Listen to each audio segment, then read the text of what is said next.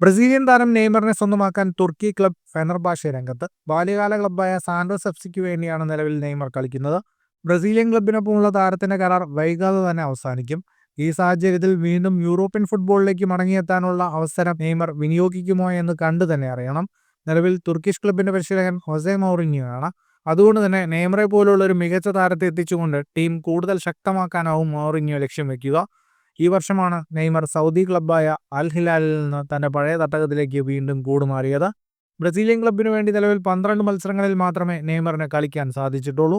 ഇതിൽ 3 വീതം ഗോളുകളും അസിസ്റ്റുകളുമാണ് നെയ്മർ നേടിയത്. മികച്ച ഫോമിൽ നിൽക്കെ നെയ്മർ വീണ്ടും പരിക്കിന്റെ പിടിയിലാവുകയായിരുന്നു.